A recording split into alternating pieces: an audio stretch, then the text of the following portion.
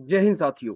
मैं अमित शर्मा आप सभी का एएस ऑनलाइन क्लासेस में स्वागत करता हूं और आशा करता हूं कि आप सभी बहुत अच्छे होंगे और बहुत अच्छे तरीके से अपनी तैयारी कर रहे होंगे। तो साथियों, आज की क्लास में हम एसएससी एमटीएस 2023 का मैथ का प्रैक्टिस सेट नंबर 3 कंप्लीट करेंगे और देखेंगे आज की क्लास में किस तरीके के क्वेश्चंस लिए गए हैं और उनको किस तरीके से सिंप्लीफाई किया जाएगा। चलिए क्लास को करते हैं शुरू और देखते हैं आज की क्लास का क्वेश्चन नंबर 1 क्या है। क्वेश्चन नंबर 1 ये रहा आपके सामने। क्या कह रहा है? 14 छात्रों के प्राप्तांकों का औसत 71 था, लेकिन बाद में पता चला कि एक छात्र के प्राप्तांक 56 की बजाय 42 और 32 की जगह 74 जोड़ दिया जाता है। सही औसत क्या होगा? चलिए क्वेश्चन को बनाते हैं। बहुत ही अच्छा क्वेश्चन है। एसएससी जीडी 2021 और 22 दोनों में डिजिट बदलने के बाद में रिपीट किया गया है। तो डिजिट बदली गई है, बाकी कंटेंट सेम है। चलिए कैसे करेंगे। टोटल कितने स्टूडेंट हैं? 14 स्टूडेंट हैं, ठीक है। अब उन्होंने क्या कहा है कि जो उनका औसत प्राप्तांक है वो कितना है? 71 है। तो उनके कुल नंबर कितने रहे होंगे? तो टोटल निकालने के लिए 14 को हमें किससे मल्टीप्लाई करवाना है? 71 से। किससे मल्टीप्लाई करवाना है? 71 से। क्लियर? तो 14 मल्टीप्लाई 71 हो जाएगा और इसकी मल्टीप्लाई करवाएंगे तो कितना हो जाएगा? 14 एकम 14 का 4 हासिल लगा 1, 14 सत्ते 98 और 1 99, 974 नंबर, ठीक है। अब उसका दूसरा स्टेटमेंट क्या है? उसने कहा है कि 56 की बजाय कितने जोड़े गए हैं? 42। मतलब जोड़ा जाना था 56 लेकिन उसने जोड़ा है 42। क्लियर? फिर अगले स्टेटमेंट में 32 की जगह कितना जोड़ा गया है? 74। तो 32 जोड़ा जाना चाहिए था और जोड़ा गया है कितना? 74, 74। तुम ये देखो कितना जोड़ा जाना चाहिए था। इनको जोड़ लेते हैं। 6 और 2 8, 5 और 3 8, 88 जोड़ा जाना चाहिए था और जोड़ा कितना गया है? इसको भी जोड़ लो। 4 और 2 6, 7 और 4 11। तो मतलब 88 जोड़ा जाना चाहिए था लेकिन 116 जोड़ा गया है। कितना ज्यादा जोड़ा गया है? आप 116 में से 88 को माइनस करो। 88 को जब माइनस कर रहे होंगे तो 16 में से 8 गया, 8 बचेगा, यहाँ पे 10 हो जाएगा, 10 में से 8 गया 2। मतलब ये 28 नंबर ज्यादा जोड़े गए हैं। अब हमें क्या करना है अगली लाइन में? इसे मैं अच्छे से सिंप्लीफाई करके आपको समझाता हूँ कि इस टोटल पूर्णांक में से 994 में से आप इस 28 को माइनस करो। 28 हमने माइनस कर दिया, ठीक है। इसका दूसरा तरीका भी मैं आपको शॉर्ट ट्रिक के माध्यम से भी समझाऊंगा। माइनस करेंगे तो 14 में से 8 गया तो कितना बचेगा? 6। यहाँ पे बचेगा 8, 8 में से 2 गया 6 और यहाँ पे बचेगा 9। तो हमारे एक्चुअल जो नंबर है वो है 966। अब हमें उसने पूछा है कि इसका सही औसत क्या होगा। औसत निकालने के लिए क्या करना है? कुल नंबर, मतलब 966 बटे कितना करना है? कितने नंबर ऑफ स्टूडेंट हैं? नंबर ऑफ स्टूडेंट है 14। तो 966 बटे हमें क्या करना है? 14 करना। इसको डिवाइड करवाओ 14 से। 14 पंजे 70, 14 छिंग 84, 14 छिंग 84 तक जाएंगे क्योंकि 14 सत्ते 98 ज्यादा हो जाएगा। 84 के बाद कितना बचेगा? 84 के बाद में 12 बचेगा और ये हो जाएगा 126। तो कितना हो जाएगा? 14 सत्ते 98, 14 ठीक 112, 14 निम्मा 126। तो 69 आपके क्वेश्चन का एकदम सही जवाब हो जाएगा। कितना? इस क्वेश्चन में जो सही औसत रहेगा वो कितना रहेगा? 69, 69। ऑप्शन सी एकदम सही जवाब होगा। ये है इस क्वेश्चन का एकदम डिटेल मेथड। हमने क्या किया? पहले टोटल नंबर निकाले। नंबर निकालने के बाद में हमें कितना जोड़ना चाहिए था वो चेक किया और हमने कितना जोड़ा है वो चेक किया। तो हमने ये निकालने के बाद में हमें पता चला कि हमने ओवरऑल 28 नंबर ज्यादा जोड़ दिए हैं। अब 28 को अपने टोटल नंबर में से माइनस कर दिया और माइनस करने के बाद में जितने भी नंबर बचे उनका हमने क्या निकाल दिया? एवरेज निकाल दिया। क्लियर? चलिए इसे कैसे करेंगे सेकंड टाइप से मैं आपको समझाता हूँ। दूसरा इसका बेहतरीन वाला तरीका क्या रहेगा, आप इसे जल्दी से नोट करो, मैं इसे क्लियर कर रहा हूँ।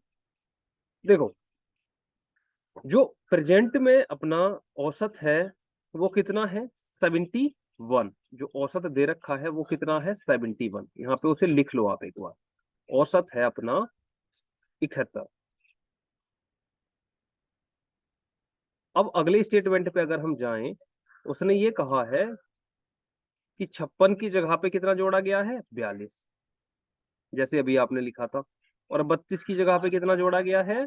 32 की जगह पे आप कह रहे होंगे सर 74 जोड़ा गया है। तो टोटल जो जोड़ा जाना चाहिए था वो होता 88, लेकिन उन्होंने कितना जोड़ दिया है?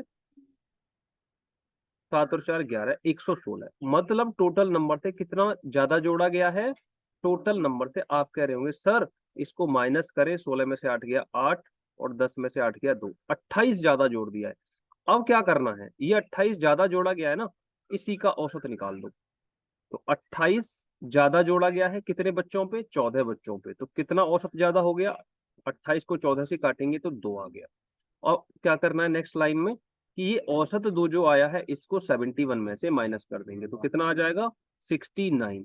तो नया औसत हमसे पूछा गया है, नया औसत होगा 69। हर कंडीशन में आपका आंसर क्या आएगा? Option C. चलिए बढ़ते हैं नेक्स्ट क्वेश्चन की तरफ। मुझे उम्मीद है कि ये क्वेश्चन आपको बहुत ही शानदार तरीके से समझ में आया होगा। मैं इसे क्लियर कर रहा हूँ, जल्दी से नोट कीजिएगा। क्वेश्चन नंबर 2, एक रेलगाड़ी और प्लेटफॉर्म की लंबाई बराबर है। वो ये कहना चाह रहा है कि रेलगाड़ी जितनी लंबी है उतना ही लंबा क्या है? प्लेटफॉर्म। मान के चलो रेलगाड़ी यहाँ से लेके यहाँ तक की है, मैंने बनाई है रेलगाड़ी, ठीक है। तो जितनी रेलगाड़ी है उतना ही लंबा प्लेटफॉर्म है, तो दोनों की लंबाई क्या हो जाएगी? जुड़ जाएगी, ठीक है। जितना लंबा रेलगाड़ी है, रेलगाड़ी की लंबाई को मैं एक्स मानूं तो ये भी क्या रहेगी? प्लेटफॉर्म की एक्स। ये है ट्रेन और ये क्या है? प्लेटफॉर्म, ठीक है। फिर उसने कहा है कि यदि 90 किलोमीटर प्रति घंटा की रफ्तार से रेलगाड़ी 1 मिनट में प्लेटफॉर्म को पार कर देती है तो रेलगाड़ी की लंबाई क्या होगी? देखो, आपको हमेशा याद रखना है कि जब रेलगाड़ी किसी प्लेटफॉर्म को पार करेगी, किसी ब्रिज को पार करेगी, किसी नदी को पार करेगी, तो वो अपनी लंबाई के साथ साथ में नदी की लंबाई को पार कर रही होगी। जितनी लंबी नदी है प्लस उसकी खुद की लंबाई, जितना लंबा प्लेटफॉर्म है प्लस उसकी उसकी खुद की लंबाई, दोनों को हमें उस कंडीशन में जोड़ देना है, ठीक है। तो इसीलिए मैंने यहाँ पे प्लस का साइन लगा दिया है। अब आप देखो कि उसकी स्पीड कितनी बताई गई है। आप कह रहे होंगे सर 90 किलोमीटर प्रति घंटा, 90 किलोमीटर प्रति घंटा। अब उसने टाइम कितना लिया है? आप कह रहे होंगे सर 1 मिनट का टाइम लिया है। कितना? 1 मिनट। क्लियर। अब हमसे डिस्टेंस पूछी गई है, तो रेलगाड़ी की लंबाई पूछी गई है, डिस्टेंस ऑफ ट्रेन। मैंने इसे dt से इंडिकेट कर दिया, ये हमसे पूछा गया। चलिए इसे करते हैं कैसे। देखो 90 को पहले आपको टाइम दिया है मिनट में, पहले आप इसे मीटर पर सेकंड में लेके आओ, और इस 1 मिनट के बराबर में मैं 60 सेकंड लिख सकता हूँ। 60 सेकंड। क्लियर।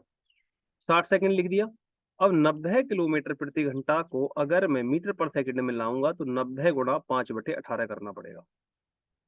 अब 18 से 90 कटेगा कितनी बार? 18 पंजे 90, और दोनों की मल्टीप्लाई करवाएंगे तो कितना आ जाएगा? इसकी स्पीड 5 पंजे 25 मीटर पर सेकंड। क्लियर। यहाँ तक कहानी समझ में आ गई। अब यहाँ से आगे कहानी बहुत आसान है, और डिस्टेंस बराबर क्या होता है? Speed multiply time. स्पीड कितनी है अपनी? 25 मीटर पर सेकंड, और टाइम कितना है? 60 सेकंड। क्लियर। टाइम कितना है? 60 सेकंड। तो डिस्टेंस कितनी आ जाएगी बच्चों? तो डिस्टेंस आप कह रहे होंगे कि सर डिस्टेंस 25 छिक्का 150, मतलब 1500 मीटर आ जाएगी। अब अगली लाइन में आपको पता है ना, जितनी लंबी ट्रेन है उतना ही लंबा प्लेटफॉर्म है। तो ये जो डिस्टेंस आई है ये ट्रेन प्लस प्लेटफॉर्म की है। तो कहने का मतलब ये हुआ ये है 2x की। जब हम दोनों को जोड़ रहे होंगे तो ये 2x नहीं आएगा? x ट्रेन की लंबाई और x ही प्लेटफॉर्म की। तो जितना लंबा ट्रेन है उतना ही लंबा प्लेटफॉर्म है। तो ट्रेन की लंबाई कितनी आ रही होगी? तो ट्रेन की लंबाई आ रही होगी 1500/2। 1500/2 करोगे तो कितना आ जाएगा? 750। आपसे पूछिए प्लेटफॉर्म की लंबाई कितनी होगी, तो 750 मीटर ही प्लेटफॉर्म की लंबाई होगी, और 750 मीटर ही आपकी ट्रेन की लंबाई होगी। बहुत ही शानदार क्वेश्चन है। ऑप्शन सी इसका राइट आंसर हो जाएगा। Option C is the correct answer, ठीक है। चलिए बढ़ते हैं अगले क्वेश्चन की तरफ, देखते हैं अगला क्वेश्चन क्या है। इसे जल्दी से नोट करो।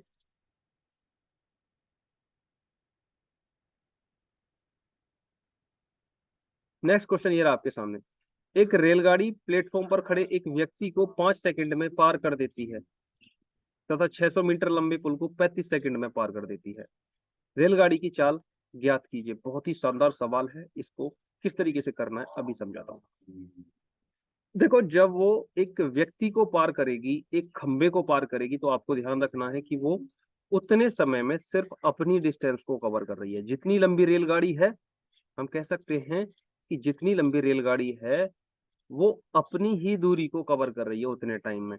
तो ये बताओ, जब उसने एक व्यक्ति को पार किया होगा 5 सेकंड में, तो 5 सेकंड में कितनी चली होगी? जितनी लंबी रेलगाड़ी होगी। उसके बाद जब अगली लाइन पे पहुंचे, 600 मीटर लंबे पुल को 35 सेकंड में पार कर रही है। तो जब पुल को पार किया होगा उसने, तो पुल की लंबाई प्लस अपनी लंबाई दोनों को पार किया होगा। अब यहां से एक क्लू निकल रहा है कि भाई 30 सेकंड में वो पुल को प्लस खुद की लंबाई को पार कर रही है, और 5 सेकंड में सिर्फ खुद को पार कर रही है। तो 35 माइनस 5 का डिफरेंस कितना आएगा? आप कह रहे होगे सर 30 सेकंड। 30 सेकंड, और इस 30 सेकंड में उसने क्या किया होगा? पुल को पार किया होगा, क्योंकि 5 सेकंड में तो वो खुद की लंबाई को पार कर रही है। तो पुल की लंबाई कितनी है? डिस्टेंस ऑफ पुल कितनी है? डिस्टेंस चली है उसने 600 मीटर। क्लियर? और टाइम कितना है? अभी हमने निकाला है 30 सेकंड। इस टाइम का हमने क्या ले लिया? डिफरेंस ले लिया। ऐसी कंडीशन में आप हमेशा डिफरेंस लो। अब हमसे पूछा है रेलगाड़ी की चाल, तो स्पीड बराबर किसके होता है? डिस्टेंस अपॉन टाइम के। और डिस्टेंस कितना दे रखा है? 600 मीटर। और टाइम कितना है? 30 सेकंड। अब आप देखो, एक जीरो से एक जीरो कैंसिल हो गया, कितना बच गया? 60/3। और जब आप इसे काटोगे तो कितना आएगा? 20 मीटर पर सेकंड। क्लियर हो गया? 20 मीटर पर सेकंड। कौन सा ऑप्शन सही हो जाएगा? Option C is the correct answer. Option C आपके क्वेश्चन का एकदम राइट जवाब होगा। ठीक है। अगर आपसे पूछे कि किलोमीटर प्रति घंटे में इसकी चाल क्या होगी, किलोमीटर प्रति घंटे में, स्पीड पूछे किलोमीटर प्रति घंटे में, तो आप कह रहे होगे सर 20 मीटर पर सेकंड को 18/5 से मल्टीप्लाई करवाओ। 5 से कटेगा 20 4 बार, और 4 की मल्टीप्लाई होगी 18 में। 18 चौक 72 किलोमीटर प्रति घंटा इसकी स्पीड होगी किलोमीटर प्रति घंटे में। 18 किलोमीटर, सॉरी 72 किलोमीटर प्रति घंटा किलोमीटर प्रति घंटे में, और 20 मीटर प्रति सेकंड मीटर पर सेकंड में। तो ऑप्शन किस में था? मीटर पर सेकंड में। ठीक है। मुझे उम्मीद है कि क्वेश्चन नंबर 3 भी आपको एकदम जानदार तरीके से समझ में आया होगा। कहीं पे कोई दिक्कत है आप मुझे कमेंट करो, आपका डाउट तुरंत क्लियर करवा दूंगा। ठीक है। चलिए, मैं इसे क्लियर कर रहा हूँ, जल्दी से नोट कीजिएगा। नेक्स्ट क्वेश्चन ये रहा आपके सामने, क्वेश्चन नंबर 4। 28 और 42 के एलसीएम और एचसीएफ का अनुपात क्या होगा? 28 और 42 का एलसीएम और एचसीएफ का रेशियो पूछा है आपसे। बहुत ही आसान सवाल है। मुझे उम्मीद है कि इस क्वेश्चन को आप सभी बना लोगे। चलिए, इसका आंसर मुझे कमेंट करके बताओ। क्वेश्चन नंबर 4 का आंसर जल्दी से कमेंट करके बताओ। ओके, चलिए मैं इसे करवा देता हूँ। कैसे होगा? देखो, यहाँ से इसे हम सॉल्व कर रहे हैं। भाई 28 और 42 का पहले आप एलसीएम निकालो, बिल्कुल एकदम डिटेल मेथड में। एलसीएम अगर हम इसका निकालें 28 और 42 का, तो आपको पता है ना एलसीएम के बहुत सारे तरीके हैं, लेकिन आप डिटेल मेथड पे चले जाओ। 28 यहाँ लिखोगे और 42 यहाँ पे लिख रहे होगे। 2 से काटोगे 14 बार कटेगा, और 2 से इसको काटोगे, 2 से 14 बार कट गया, और 42 को काटोगे तो कितनी बार कटेगा? 21 बार कटेगा। अब ये 2 से कितनी बार कटेगा? 14 कटेगा 7 बार। 2 से 14 कटेगा 7 बार, 21 नहीं कटेगा, जो का तो लिख लिया। अब हमने क्या किया? अब 3 से काटा, तो ये 7 जौका तो, और ये 3 से 7 बार। अब ये किससे कटेगा? ये कटेगा 7 से। तो 7 बन जा 7, 7 बन जा 7। तो एलसीएम कितना आ गया? इन सभी का मल्टीप्लाई कर दे तो एलसीएम आ जाएगा। तो एलसीएम आ गया अपना, एलसीएम तो 2 दूनी 4 थी, या 12 12 सत्ते 84, तो 84 आया एलसीएम। क्लियर? एलसीएम निकल के आ चुका है। अब हमें क्या निकालना है? एचसीएफ। एचसीएफ के लिए आपको दो तरीके पता है। एचसीएफ कैसे निकलेगा? कि इन दोनों नंबर के पहले फैक्टर करो। 28 के अगर मैं फैक्टर करूंगा, तो 28 के फैक्टर हो जाएंगे 2। 2 के बाद में फिर क्या आएगा? 2 दूनी 4 सत्ते 28। क्लियर? और उसी तरीके से आप 42 के फैक्टर बनाओ। इसके कितने आएंगे भैया? 2, 2 के बाद में 3 2 तिया 6 और उसके बाद में 7, 2 तिया 6 7 42। तो HCF क्या आ गया, हाईएस्ट कॉमन फैक्टर। यहाँ पे आप देख रहे हैं ना, मैं यहाँ पे जिस पे सर्कल बना रहा हूँ, एक तो ये कॉमन है इसमें, और उसके बाद एक 7 कॉमन है। क्लियर, 2 और 7 कॉमन है, तो HCF कितना आ जाएगा, जो ज्यादा बार कॉमन आए। जैसे आपने देखा 2 और 3 में कोई कॉमन नहीं है, तो यहाँ पे इनका HCF हो जाएगा 2 × 7, तो कितना हो जाएगा, 14। क्लियर, इनका HCF कितना आ गया जी, 14। क्लियर। अब हमसे पूछा क्या है, उसने हमसे पूछा है कि LCM और HCF का अनुपात। तो LCM यहाँ लिखो, अनुपात HCF। मैंने अभी तक आपको सिर्फ निकालना सिखाया था, अब क्वेश्चन पे आ गए हैं हम। इन दोनों का अनुपात बताना है, इसे साइड में कर देते हैं। तो LCM आया था अपना 84 और HCF आया है अपना 14। अब इसको काटापीटी कर लेते हैं, 14 एकम 14, 14 छिंग 84। तो कितना आ गया, 6:1। 6:1 ही आपके क्वेश्चन का राइट आंसर है। Option A is the correct answer. Option A एकदम सही जवाब है। मुझे उम्मीद है क्वेश्चन नंबर 4 भी आपको बहुत बेहतरीन तरीके से समझ में आया होगा। कोई भी दिक्कत है आप मुझे कमेंट करके बताओ, समझ में नहीं आ रहा है तो भी आप मुझे कमेंट करके बताओ। अगर ये वीडियो क्लास आपको अच्छी लग रही है तो इसे क्या करना है, अपने दोस्तों के साथ, अपने स्टडी ग्रुप में, जिस भी आप स्टडी ग्रुप से जुड़े हुए हैं, अपने व्हाट्सएप ग्रुप में इस वीडियो के लिंक को जरूर शेयर करना है। ठीक है, चलिए इसे जल्दी से नोट करो, मैं इसे क्लियर कर रहा हूँ। क्वेश्चन नंबर 5 बहुत ही शानदार क्वेश्चन है। बी ए से 20% अधिक है तथा सी बी से 25% अधिक है। यदि सी बराबर 330 हो तो ए का मान क्या होगा। तो ए का मान क्या होगा आपको बताना है। ठीक है, क्वेश्चन नंबर 5 बहुत ही शानदार क्वेश्चन है। मुझे उम्मीद है कि सब बच्चे इस क्वेश्चन को बना लेंगे। इस क्वेश्चन का आंसर आप मुझे कमेंट सेक्शन में बताएंगे कि इन 4 ऑप्शन में से कौन सा ऑप्शन सही है। इन 4 ऑप्शन में से कौन सा ऑप्शन सही है। ठीक है, क्वेश्चन नंबर 5 का सभी का आंसर आना चाहिए। अगर आंसर नहीं आ रहा है तो आपको तैयारी की आवश्यकता है। ठीक है, चलिए बढ़ते नेक्स्ट क्वेश्चन की तरफ। ये आपके लिए होमवर्क का क्वेश्चन है। क्वेश्चन नंबर 6, एक परिवार की मासिक आय और खर्चे का अनुपात 14:11 है। यदि परिवार की मासिक बचत 13,500 रुपया हो तो परिवार की मासिक आय क्या होगी। बहुत ही शानदार क्वेश्चन है, इसको भी बनाएंगे। देखो उसकी आय और खर्चा, आय कितनी है, भी यहाँ पे पहले आय लिख लेंगे। आय अनुपात जो खर्चा है उसका, उसका अनुपात क्या है, आय और खर्चे का अनुपात है 14:11। तुम ये देखो कि 14 हमने कमाया और हमने 11 खर्च किया, तो कितना बचा होगा। आप कह रहे होंगे सर 3 यूनिट बचेगा। कितना यूनिट बचेगा, 3 यूनिट। 3 यूनिट बचेगा। और 3 यूनिट कितने के बराबर दिया है क्वेश्चन में, 13,500। मतलब 3 यूनिट का मान है 13,500 रुपया। तो यहाँ से आप यूनिटरी मेथड लगाओ। यूनिटरी मेथड में 1 यूनिट की वैल्यू कितनी आएगी। आप कह रहे होंगे सर 1 यूनिट कितने के बराबर होगा, 1 यूनिट बराबर 13,500 बटे 3। जब इसे हम काटेंगे तो 3 चौक 12, कितना बचेगा 1, फिर 3 पंजे 15 और फिर 2 जीरो, मतलब 1 यूनिट आ गया 4500 के बराबर। हमसे उसने क्या पूछा है, तो परिवार की मासिक आय क्या होगी। आय कितनी दे रखी है, 14 यूनिट। तो आय बराबर है 14 यूनिट। ठीक है, आय कितनी यूनिट के बराबर है, 14 यूनिट के बराबर है। तो 14 यूनिट, 1 यूनिट अगर 4500 के बराबर है तो 14 यूनिट 14 मल्टीप्लाई 4500,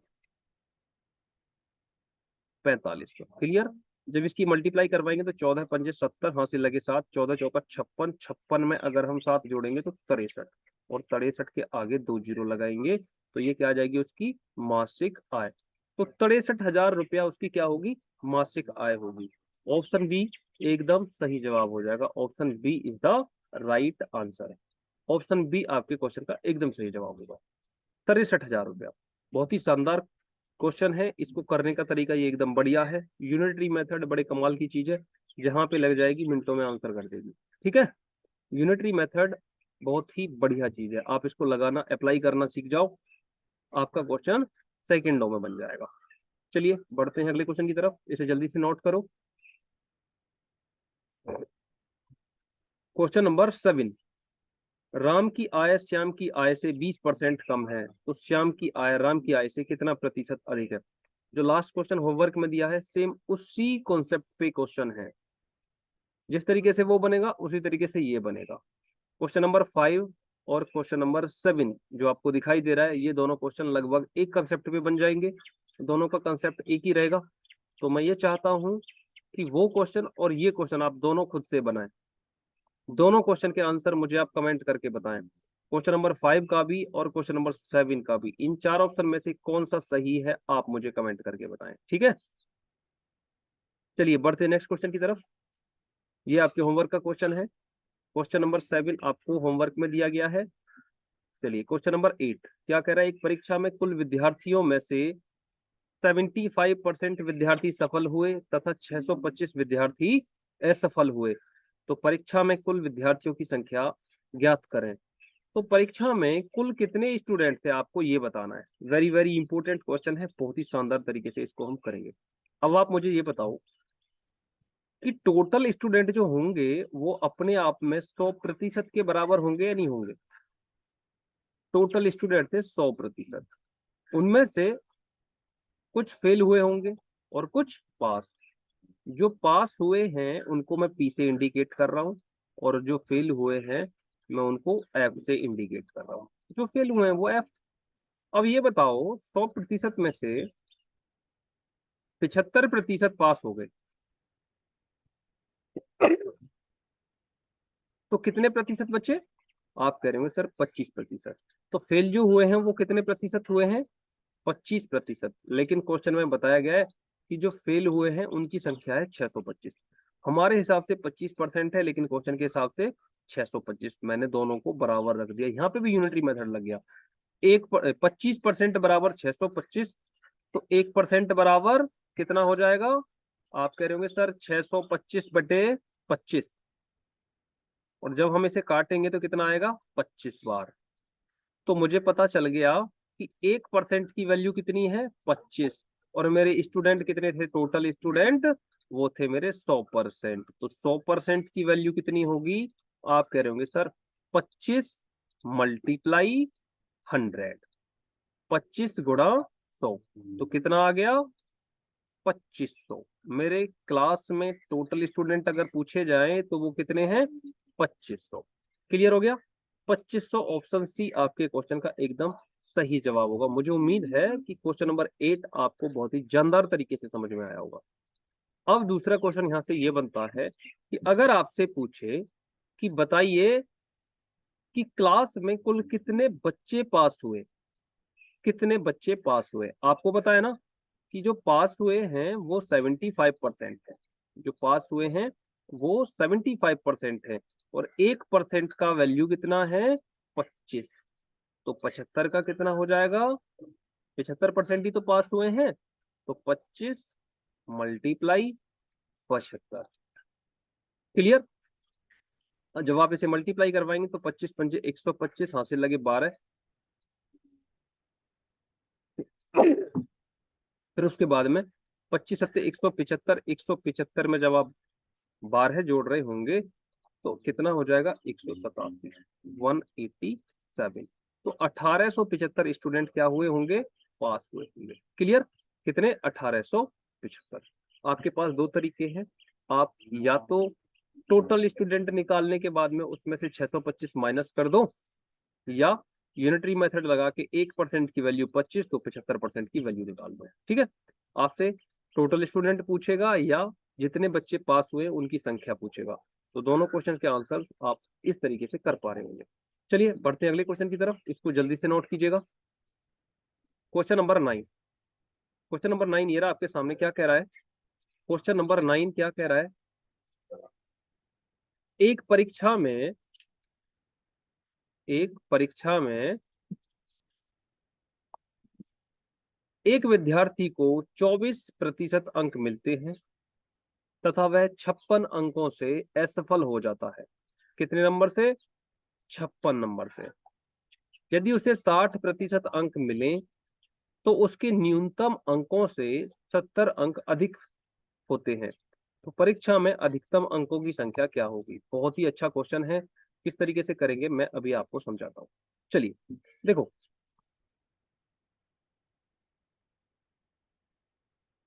परीक्षा में उसे कितने अंक मिले? 24% अंक मिले। 24% अंक मिले। अगर उसे 56 अंक और मिल जाते भाई, तो वो पास हो जाता। 24% में अगर मैं 56 अंक और जोड़ दूं तो वो पास हो जाएगा। बराबर रखो।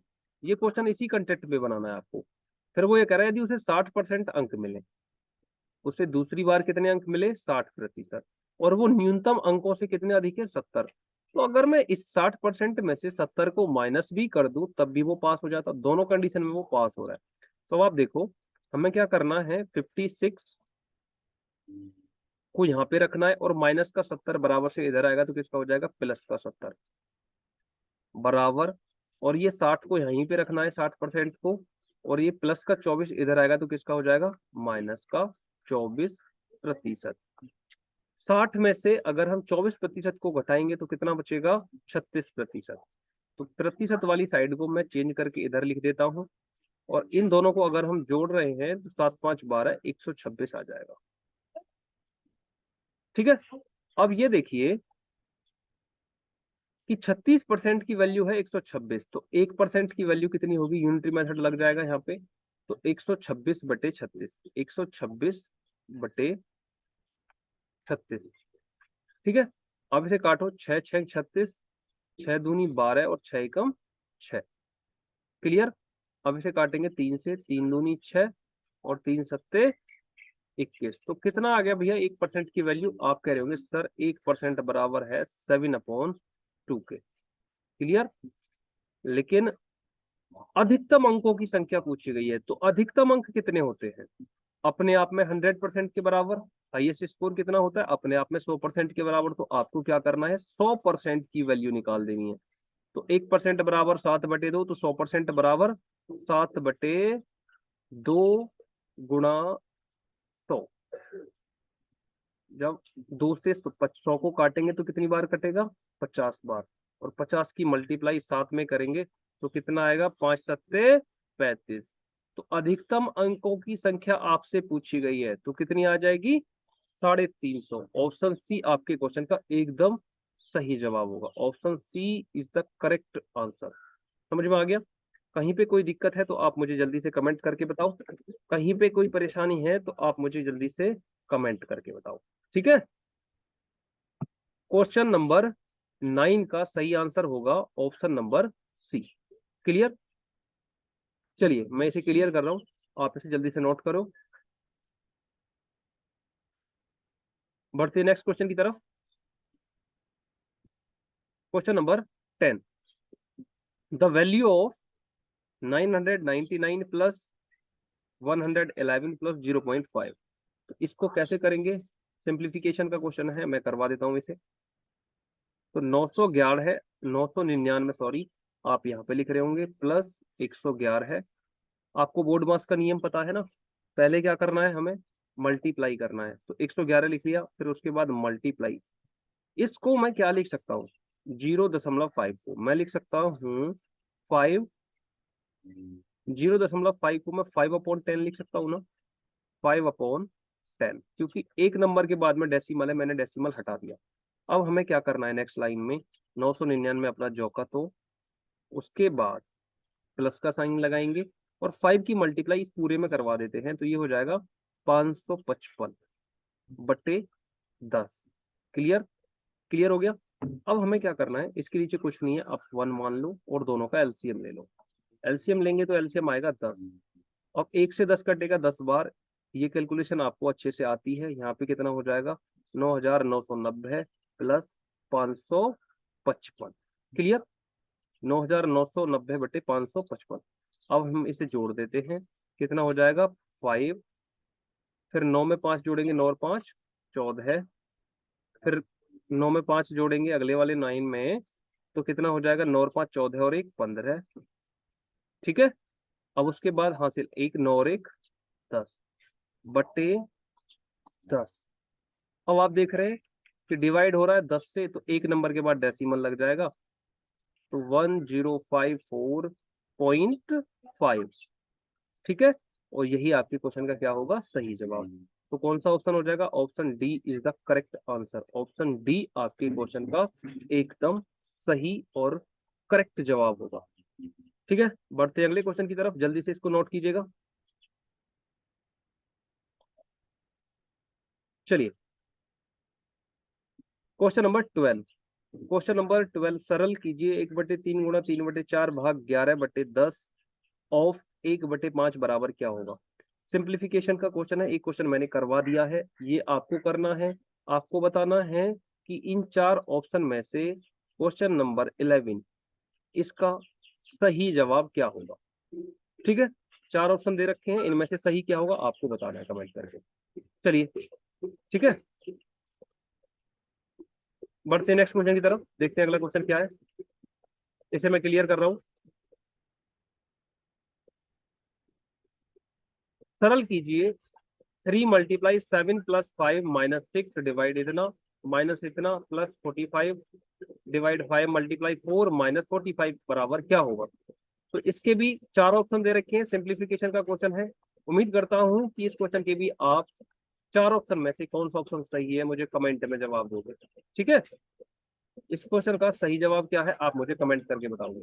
चलिए, बढ़ते हैं नेक्स्ट क्वेश्चन की तरफ, देखते हैं अगला क्वेश्चन क्या है। Question number 13।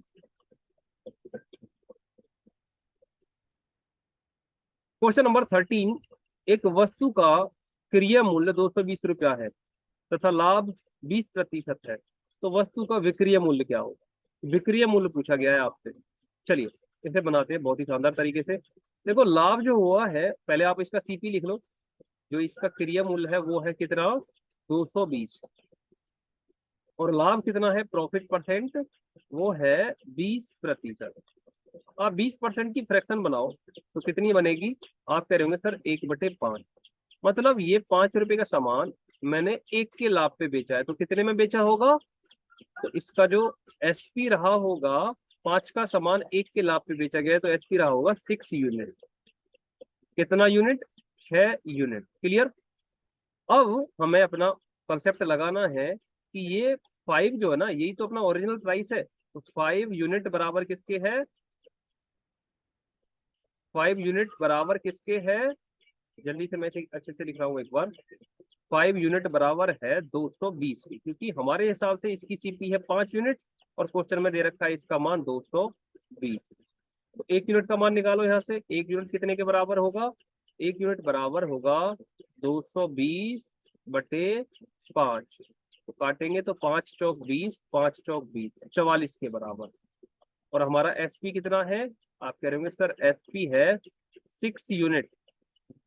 6 यूनिट, तो 6 यूनिट का मान 6 × 44। 6 × 44 करोगे तो कितना आएगा? 6 चौक 24, 6 चौक 24, 25 और 1 26। 264 रुपया। 264 रुपया। ऑप्शन डी आपके क्वेश्चन का एकदम सही जवाब होगा, 264 रुपया। चलिए, बढ़ते हैं अगले क्वेश्चन की तरफ, देखते हैं क्वेश्चन नंबर 14 क्या है। मैं इसे क्लियर कर रहा हूँ। पी 1200 रुपये में खरीद पी 1200 रुपये में खरीदी एक वस्तु को क्यू को 15% लाभ पर बेचता है। फिर क्यू इसे आर को 1449 रुपये में बेचता है। क्यू का लाभ प्रतिशत ज्ञात कीजिए।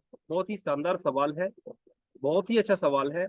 और इस क्वेश्चन के आंसर आप मुझे कमेंट करके बताओगे। क्वेश्चन नंबर 14 के अगर नहीं हो रहा है ना, तो आप मुझे कमेंट करके बताओ। मैं आपको इस क्वेश्चन नंबर 14 का सॉल्यूशन नेक्स्ट क्लास में जरूर करवाऊंगा। ठीक है, क्वेश्चन नंबर 14 बहुत ही शानदार सवाल है। मुझे उम्मीद है कि आप लोग इसका आंसर कर दोगे। चलिए, बढ़ते हैं नेक्स्ट क्वेश्चन की तरफ, देखते हैं अगला क्वेश्चन क्या है। Question number 15। 10 और 15 का तीसरा अनुपात क्या होगा? मैं इसे करवा देता हूं। हर क्लास में एक रेशियो का क्वेश्चन जा रहा है, किसी का जवाब नहीं आ रहा है। इसका मतलब ये है कि आप लोगों से अनुपात वाले क्वेश्चन में कहीं ना कहीं पे दिक्कत चल रही है और उसके आंसर नहीं आ रहे हैं। चलिए, मैं सिखाता हूँ आपको। जब आपसे तीसरा अनुपात पूछे तो आपको क्या करना है। देखो, 10:15 जो का तो लिखो, फिर उसके बाद समानुपात का चिन्ह लगाओ, फिर 15 को दोबारा लिख दो, फिर उसके बाद एक्स लगा दो, अनुपात एक्स। अंदर वालों का मल्टीप्लिकेशन बराबर होता है किसके? बाहर वालों के मल्टीप्लिकेशन के। तो हम क्या कह रहे होंगे, बाहर वालों को अगर मल्टीप्लाई करें तो 10x बराबर 15 मल्टीप्लाई 15। तो x की वैल्यू तो हमसे पूछी गई है, इसका तृतीय अनुपात क्या होगा? तो 15 × 15/10। तो 15 × 15 कितना होगा? आप कह रहे होंगे सर 225, और 225/10 किसके बराबर होगा? 22.5 के। 22.5 की, क्योंकि डिनोमिनेटर में एक जीरो है, अगर हम एक जीरो को सिंप्लीफाई करें तो 22.5 हो जाएगा। ऑप्शन सी आपके क्वेश्चन का एकदम सही जवाब हो जाएगा।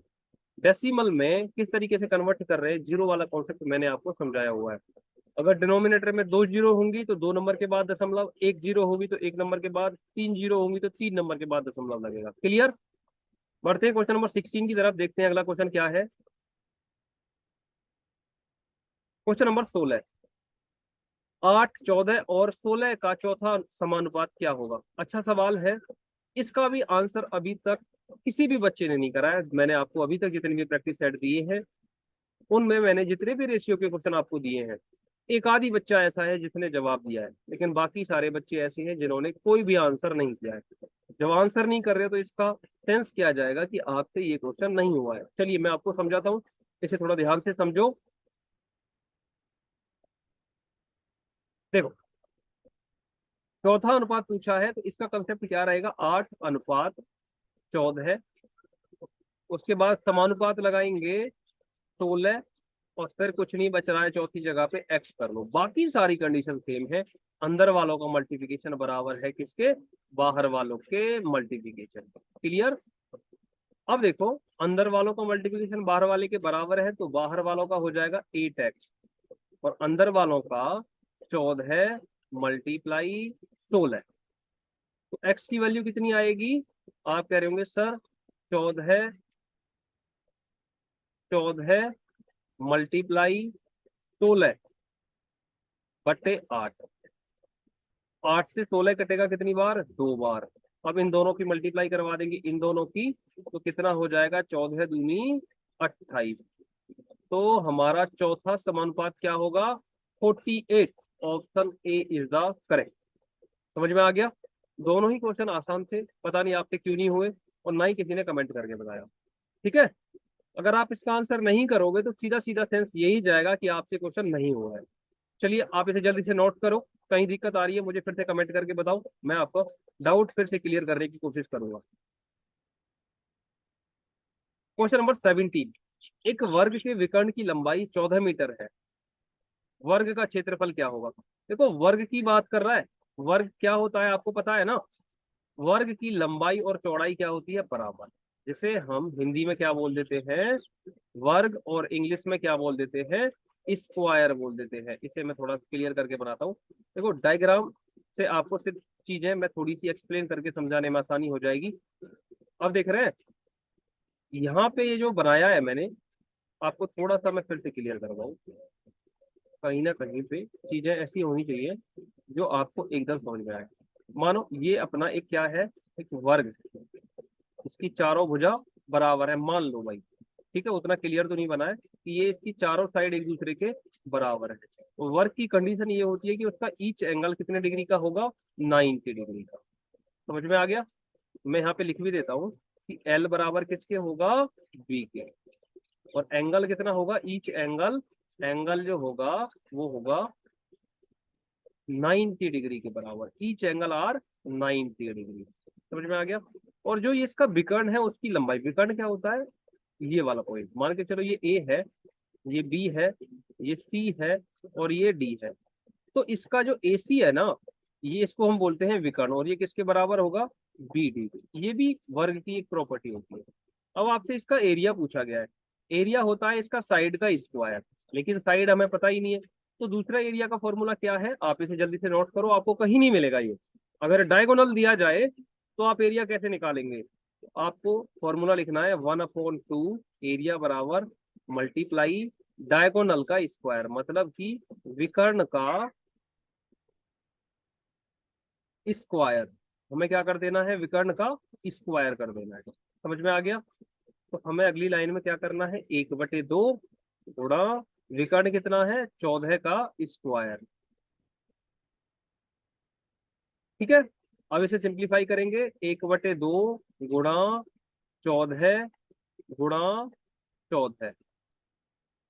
इस 2 से ये 14 कटेगा कितनी बार, 2 बार, और इन दोनों की मल्टीप्लाई करवाएंगे तो 14 दूनी कितना आएगा, सॉरी ये 2 से कटेगा 7 बार। इसको क्लियर करना, 7 बार कटेगा, और 14 की मल्टीप्लाई 7 में करेंगे हम, तो 14 की मल्टीप्लाई अगर 7 में करोगे तो कितना आ जाएगा, 14 सत्ते 98 meter square. Clear? 98 meter square. Option कौन सा सही हो जाएगा, ऑप्शन ए आपके क्वेश्चन का एकदम सही जवाब हो जाएगा। Option A is the correct answer. ठीक है, मुझे उम्मीद है कि क्वेश्चन नंबर 17 आपको बहुत ही शानदार तरीके से समझ में आया होगा। चलिए बढ़ते अगले क्वेश्चन की तरफ, देखते हैं नेक्स्ट क्वेश्चन क्या है। क्वेश्चन नंबर 19, एक आयत का क्षेत्रफल 27 वर्ग मीटर है। एक आयत है जिसका क्षेत्रफल कितना है, 27 वर्ग मीटर है, और इसकी लंबाई चौड़ाई से 3 गुनी है। आयत का परिमाप क्या होगा? इसकी जो लंबाई है वो चौड़ाई से 3 गुनी है। इसका परिमाप पूछा गया है, इसका परिमाप पूछा गया है। ये होमवर्क का क्वेश्चन है, आप लोग मुझे इसका आंसर कमेंट करके बताएंगे कि इन 4 ऑप्शन में से इसका सही जवाब क्या है। इन 4 में से कौन सा ऑप्शन एकदम सही है क्वेश्चन नंबर 18 के लिए। अगर नहीं होता है ना तो आप मुझे कमेंट करके बताना कि ये क्वेश्चन हमसे नहीं हुआ है, तो मैं आपको आपके क्वेश्चन का आंसर दूंगा। ये आपका होमवर्क का क्वेश्चन है, HW इस पे मैं डाल दे रहा हूँ। ये आपको मुझे करके दिखाना है, ये आप खुद से करके बताएंगे। चलिए बढ़ते हैं अगले क्वेश्चन की तरफ। क्वेश्चन नंबर 19, एक आयत की लंबाई में 20% की वृद्धि की जाती है तथा चौड़ाई में 20% की कमी की जाती है। तो बताओ आयत के क्षेत्रफल में कितने प्रतिशत कमी या वृद्धि होगी। वेरी वेरी इंपॉर्टेंट क्वेश्चन है। अगर आपने मेरी ऑफलाइन क्लास अटेंड की है तो आप इसका आंसर बिना पेन उठाए कर रहे होंगे। ठीक है, इसका आंसर क्या, बिना पेन उठाए बता रहे होंगे। और ये बहुत ही शानदार सवाल है। आप किस तरीके से करेंगे, पहले आपको एक छोटा सा फॉर्मूला लिखवाता हूँ कि जब सेम डिजिट दी जाए ना, तो ऐसी स्थिति में, जैसे वो कह रहा है कि 20% वृद्धि हुई है चौड़ाई में, लंबाई में, और चौड़ाई में 20% कमी हुई है, तो दोनों बार 20% का ही खेल है, तो ऐसी स्थिति में हमेशा लॉस होगा। तो उसके लिए फॉर्मूला याद रखना, आपको फॉर्मूले की आवश्यकता नहीं पड़ेगी। x - y - x × y upon 100। समझ में आ गया? अब x क्या है, पहली बार जो बढ़ाया गया है, y क्या है जब घटाया गया है, तो आप इसे अप्लाई कर दो। देखो इसका मैं आपको एक और भी कॉन्सेप्ट बताऊंगा, 20 - 20 -20 × 20/100। 20 से 20 कट जाएगा, यहाँ पे कितना बचेगा, 2 जीरो से 2 जीरो कैंसिल हो जाएगा, तो यहाँ पे बचेगा -2 × 2, तो कितना हो जाएगा, -4। अब आप देख रहे हैं जब माइनस में ही आ रहा है तो क्या हुआ होगा, लॉस। ठीक है, समझ में आ गया? तो ऐसी स्थिति में क्या होगा, 4% की कमी हो जाएगी उसके क्षेत्रफल में। अब आपको मैं इसका दूसरा तरीका और बताता हूँ। जब सेम डिजिट की बात हो, एक बार बढ़ाया जाए और एक बार घटाया जाए, याद रखना, एक बार बढ़ाया जाए और एक बार घटाया जाए, तो आप लिख रहे होंगे 20 × 20/100, सिर्फ इतना। और 2 जीरो से 2 जीरो कैंसिल, कितना आ गया, 4% क्या होगा, अभी समझाया था ना, ऐसी स्थिति में हमेशा लॉस होता है। तो क्या हो गया, 4% लॉस। चलिए बढ़ते हैं अगले क्वेश्चन की तरफ, देखते हैं नेक्स्ट क्वेश्चन क्या है। क्वेश्चन नंबर 20, कितनी धनराशि 10 वर्षों में 5% वार्षिक साधारण ब्याज की दर से 120 रुपए का ब्याज देगी। चलिए मैं इसे करवा देता हूँ, आसान सा सवाल है। आपको बताना है कि वो जो राशि कितनी होगी जो 10 वर्ष में 5% साधारण ब्याज की दर से 120 का ब्याज देगी। मान लो कि भैया वो प्रिंसिपल जो है ना वो है अपना एक्स है। क्लियर? और रेट ऑफ इंटरेस्ट कितना दिया है, ब्याज की दर है 5% पर ईयर, और टाइम टाइम है 10 वर्ष, 10 ईयर। क्लियर हो गया? और ब्याज कितनी बताई गई है, जो ब्याज दे रखी है उसने वो बताई है कि वो ब्याज जो है ना वो है 120 रुपया। क्लियर। अब यहां से इस सवाल को करेंगे, बहुत ही आसान सवाल है और बहुत ही अच्छे तरीके से बनाएंगे। तो एक्स मल्टीप्लाई, देखो जो अपना साधारण ब्याज होता है ना वो हर साल बराबर होता है, इन दोनों की मल्टीप्लाई करवाओ तो कितना हो गया होगा। आप कह रहे होंगे सर 10 की मल्टीप्लाई 5 में करेंगे तो 50%। तो एक्स का सीधा सीधा 50% निकालो। एक्स मल्टीप्लाई 50% बराबर कितने के है, 120 के। तो यहाँ पे अब अगली लाइन में सिंप्लीफाई करेंगे, एक्स गुणा 50/100, एक्स गुणा 50/100, 50/100 करना है, बराबर 120। अब 50 से 100 कटेगा, 50 एकम 50, 50 दूनी 100, और इस x की गुणा 1 में करवाएंगे तो x/2 हो जाएगा, बराबर 120। अब इस 2 की मल्टीप्लाई इसमें होगी 120 में, तो x बराबर 120 गुणा 2, बराबर कितना आ गया, 240 के। 240 ही आपके क्वेश्चन का एकदम सही जवाब होगा।